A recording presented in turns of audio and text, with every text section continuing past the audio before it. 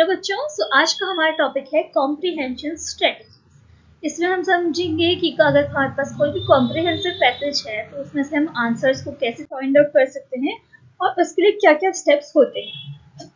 तो सबसे पहले हम समझेंगे कि कॉम्प्रिहेंशन क्या होता है। देखिए, कॉम्प्रिहेंशन एक हमारी एबिलिटी है जिससे कि हम रीडिंग पैसेजेस जो होते हैं या फिर जो भी पैसेजेस होते हैं उनको कितनी बेहतर तरीके से अंडरस्टैंड कर सकें।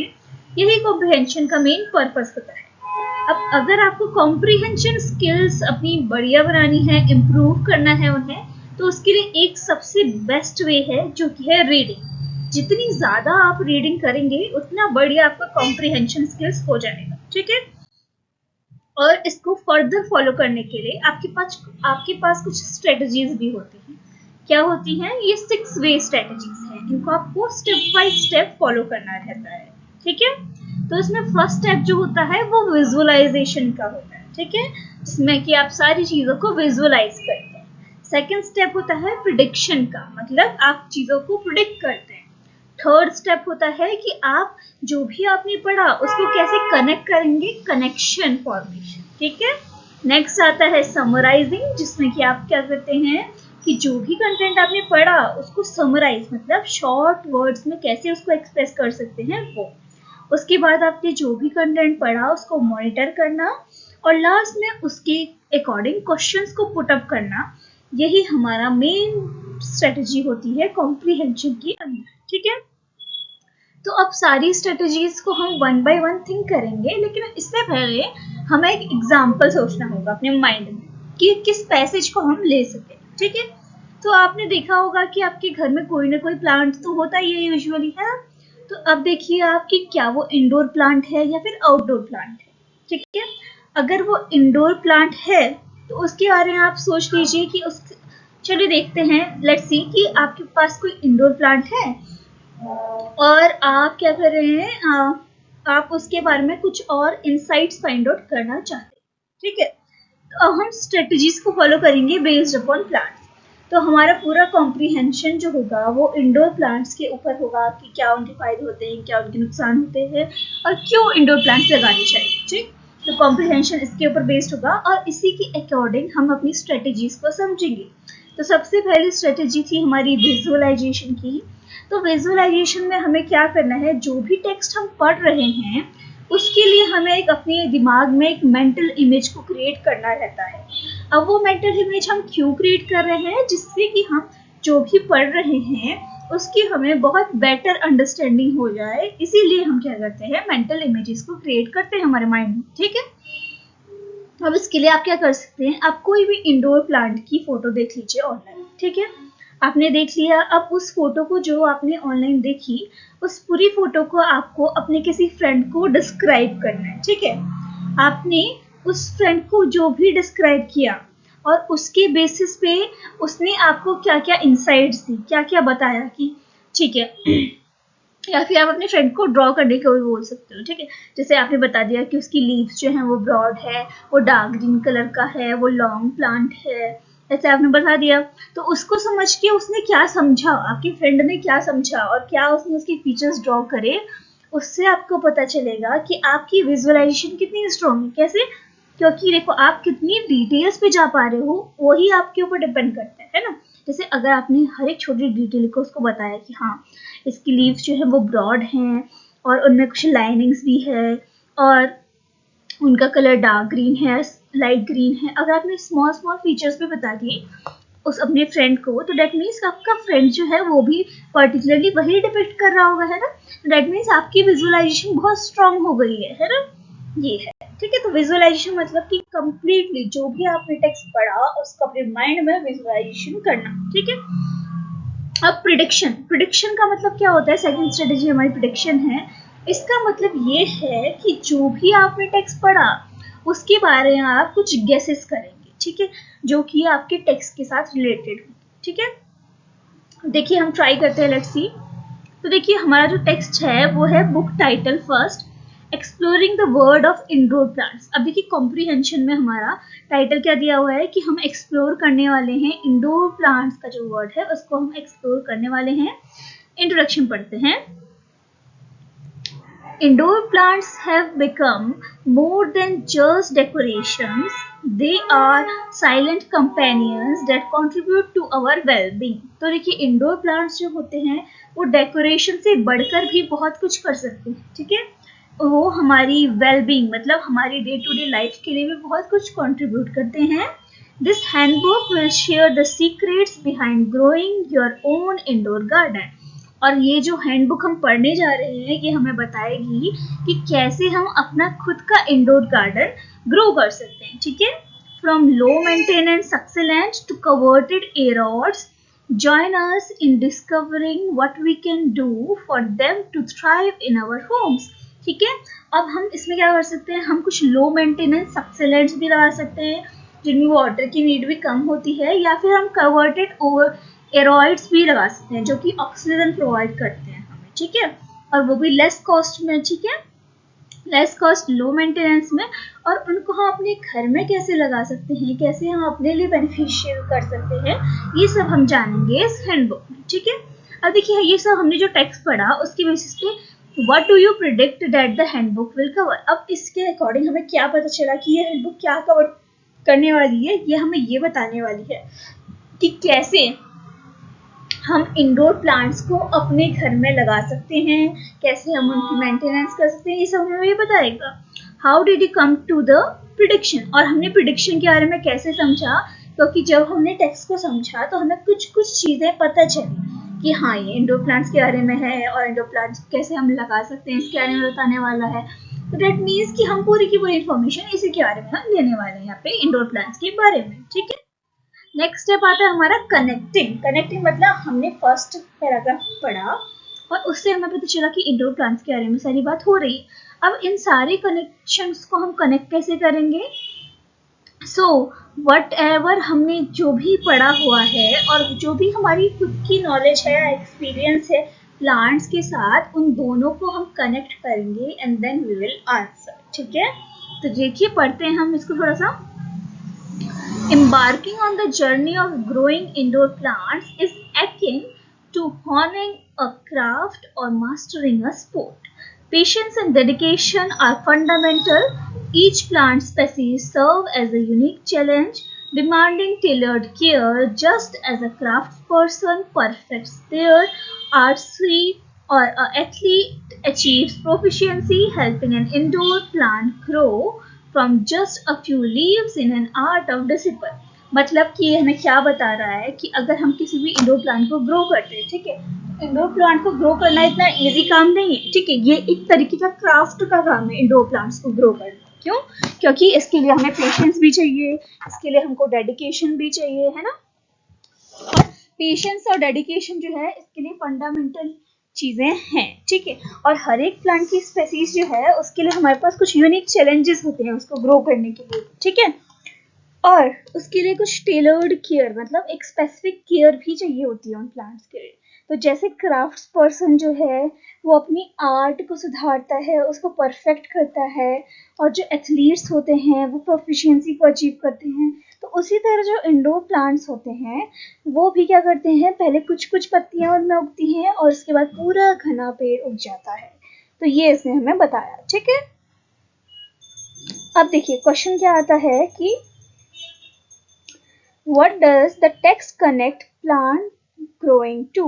मतलब कि ये जो टेक्स्ट है इससे हमें ये कैसे पता चला कि जो ग्रोइंग प्लांट्स हैं उनके साथ ये टेक्स्ट कैसे कनेक्ट कर रहा है। देखो इससे हमें ये पता चला कि जो ग्रोइंग प्लांट्स होते हैं उनको ग्रो करना एक इजी टास्क भी नहीं है, but not a difficult task too, okay. But इसमें किसकी ज़रूरत है, इसमें चाहिए हमें पेशेंस और डेडिकेशन। अगर हमारे पास पेशेंस और डेडिकेशन नहीं है तो we can not grow plant, because क्योंकि प्लांट्स को भी परफेक्ट टाइम चाहिए ग्रो करने के लिए, परफेक्ट एनवायरनमेंट चाहिए ग्रो करने के लिए, और बहुत बढ़िया सी केयर, टेलर्ड केयर चाहिए ग्रो करने के लिए, ठीक है। How does this help you better understand the topic. और इससे हमें कैसे टॉपिक की बढ़िया अंडरस्टैंडिंग हुई, क्यों। देखिए हमें फर्स्ट पैराग्राफ में ये पता चला कि हम इंडोर प्लांट्स के बारे में पढ़ने वाले हैं और हम कैसे उन्हें घर में लगा सकते हैं वो उसके बारे में हम जानेंगे। सेकेंड पैराग्राफ से हमें ये पता चला कि उनको उगाने के लिए हमें क्या क्या स्किल्स चाहिए और क्या क्या चीज़ें उसके लिए नेसेसरी हैं। तो हमने फर्स्ट पैराग्राफ को सेकेंड पैराग्राफ से कनेक्ट कर दिया है ना। अब देखते हैं हम नेक्स्ट स्ट्रेटेजी। तो स्ट्रेटेजी फोर्थ जो है हमारी वो समराइजिंग की स्ट्रेटेजी होती है, ठीक है। ओके, तो फोर्थ स्ट्रेटेजी जो है हमारी वो समराइजिंग की स्ट्रेटेजी है।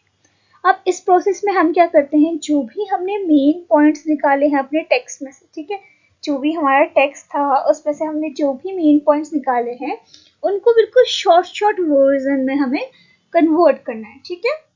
तो दिस इज समरी, ठीक है।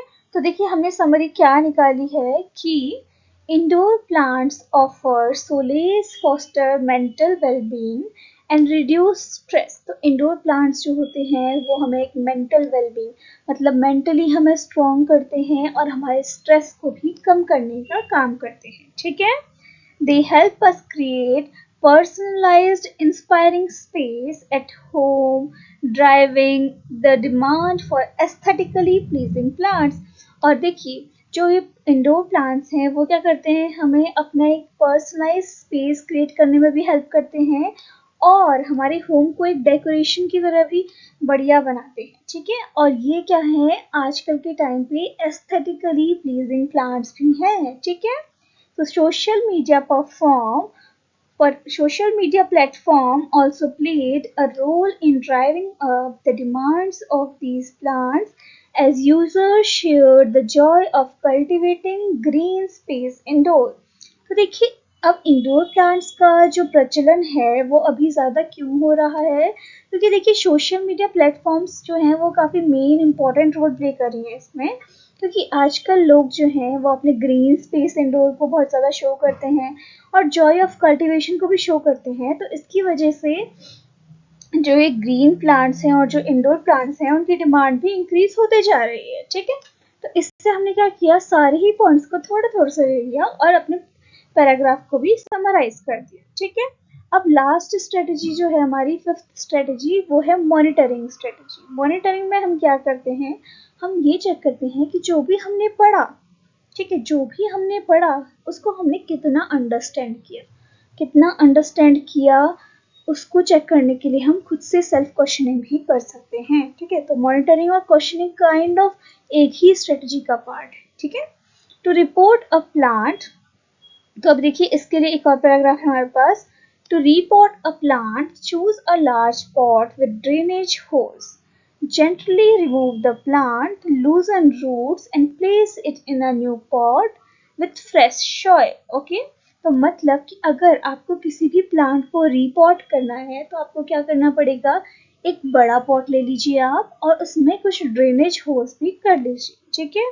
उसके बाद उसको जेंटली आप रिमूव करिए, उसकी रूट्स को थोड़ा सा लूज करिए और उस प्लांट को नए पॉट पे रख दीजिए, ठीक है। लेकिन ये ध्यान रखना है कि उसमें जो आप सॉइल डाल रहे हैं वो फ्रेश सॉइल हो, ठीक है। अब water thoroughly and place in an appropriate location depending on the plant sunlight need। अब आपको वाटर करना है उसे अच्छे से और उसको एक ऐसी प्लेस में, ऐसी लोकेशन में रखना है जहाँ पे जो प्लांट है उसको as per it's need sufficient sunlight जो है वो मिलती है, ठीक है। उसके बाद आपको monitor growth ensuring the plant adapts to its new environment. उसके बाद जो भी हमारा प्लांट है उसकी ग्रोथ को आपको मॉनिटर करते रहना है और ये देखना है कि जो प्लांट है वो अपने न्यू एनवायरनमेंट के अकॉर्डिंग एडप्ट कर पाए, ठीक है। अब देखिए what questions do you have about the topic. अब इस पूरे बात को पढ़ने के बाद आपको क्या क्या क्वेश्चंस आपके माइंड में आ रहे हैं ये आपको सोचना है, ठीक है। आप खुद बताएंगे मुझे कमेंट सेक्शन में कि आपके दिमाग में क्या क्या क्वेश्चंस आ रहे हैं इस पूरे पैसेज को पढ़ने के बाद। If you were to actually report a plant, what more information would you need?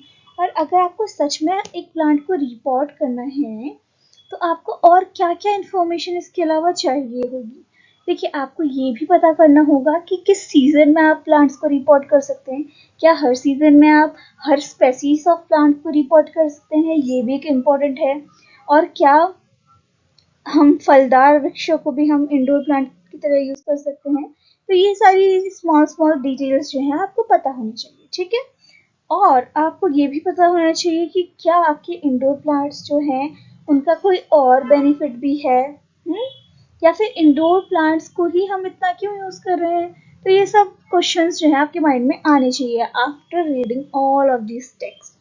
And अगर आप इन सभी क्वेश्चंस को आंसर कर पा रहे हैं, डेट मीन्स कि आपने बहुत अच्छे से इस पैराग्राफ के साथ इंगेज किया है, और इंगेजमेंट के एंड पे रिजल्ट के तौर पे आप सारे ही क्वेश्चंस को आंसर आउट कर सकते हैं, ठीक है। तो this is the questioning strategy, जो कि लास्ट स्ट्रेटजी है। अब इसी के रिस्पेक्ट में आप क्या कर सकते हैं, कुछ असाइनमेंट भी बना सकते हैं with the help of these passages. तो आप कोई भी पैसेज पकड़ लीजिए, ठीक है। उसमें से आप देखिए कि आपके पास जो भी आर्टिकल है, मान लिया आपके पास कोई आर्टिकल देख रहे हैं, आप कोई बुक देख रहे हैं या फिर कोई वीडियो देख रहे हैं, ठीक है। अब अगर आपने कोई वीडियो देखी तो आप देख लीजिए कि उसमें से आपको क्या की इन्फॉर्मेशन मिली, ठीक। और की इन्फॉर्मेशन मान लिया आपको कुछ 3-4 इन्फॉर्मेशन मिली जो आपको लगा कि हाँ ये तो बहुत ज़्यादा इंपॉर्टेंट है, तो आपने वो चीज़ें नोट डाउन कर ली की इन्फॉर्मेशन 1, 2, 3, ठीक। ऐसे ही आपने दूसरी कोई वीडियो देखी, उसमें से आपको लगा कि हाँ ये चीज़ इंपॉर्टेंट है, तो आपने उन चीज़ों को भी नोट डाउन कर लिया। और हमेशा ट्राई कीजिए कि आप एक टेबल की फॉर्मेट में इसको बनाएं। क्यों? क्योंकि टेबल की फॉर्मेट में जब आप ये चीज़ें बनाएंगे तो आपको ये पता चलेगा कि आर्टिकल 1 से आपने जो वीडियो देखी, फिर आर्टिकल 2 से जो आपने वीडियो देखी और आर्टिकल 3 से जो वीडियो देखी, उन तीनों में से ही जो इम्पोर्टेंट कंटेंट था वो आपके पास आ चुका है, वो भी वेरी शॉर्ट वे में, ठीक है। तो इस तरीके से आप अपने शॉर्ट नोट्स भी प्रिपेयर कर सकते हैं और कॉम्प्रीहेंशन को भी बहुत अच्छे से अंडरस्टैंड कर सकते हैं। और देखिए उसकी के रिस्पेक्ट में मैंने आपको एक सैम्पल आंसर भी क्रिएट करके दिखाया हुआ है यहाँ पे। जैसे देखिए मान लिया हमने एक पढ़ा आर्टिकल प्लांट केयर के ऊपर, ठीक है। तो प्लांट केयर के ऊपर जो हमने पढ़ा उससे हमें जो की पॉइंट्स मिले वो पॉइंट मिला हमें सनलाइट के बारे में, वाटर के बारे में और सॉइल टाइप के बारे में हमें पता चला, ठीक है। सेकेंड आर्टिकल जो था उससे हमें पता चला फ्रॉम एयर प्लांट्स टू एयरॉइड्स, क्या हम एयर प्लांट्स को कन्वर्ट कर सकते हैं एयरॉइड से, कैसे कर सकते हैं, उनके लिए हमें कितनी सनलाइट चाहिए, कितना हमें वाटर चाहिए और कैसे हमें सॉइल टाइप चाहिए, वो हमारे पास आ गया सेकेंड आर्टिकल से, ठीक है। नेक्स्ट थर्ड आर्टिकल मैंने पढ़ा how to develop a green thumb. अगर मुझे ग्रीन थंब बनाना है तो उसके लिए मुझे कितनी सनलाइट चाहिए होगी, कितना वाटर की रिक्वायरमेंट होगी और कितनी सॉइल की रिक्वायरमेंट होगी। अब देखिए इस टेबल से मुझे फायदा क्या हुआ, मुझे 3 चीज़ों की इंफॉर्मेशन एक ही टेबल में मिल गई, है ना। तो इस तरीके से अगर आप टेबल्स का फॉर्मेशन करेंगे कॉम्प्रीहेंशन के केस में तो आप बहुत ज़्यादा फ्रूटफुल रिजल्ट्स को फाइंड आउट कर सकते हैं, ठीक है। तो ये था हमारा comprehension. If you have any doubt तो आप आस्क कर सकते हैं कमेंट सेक्शन में। Thank you so much.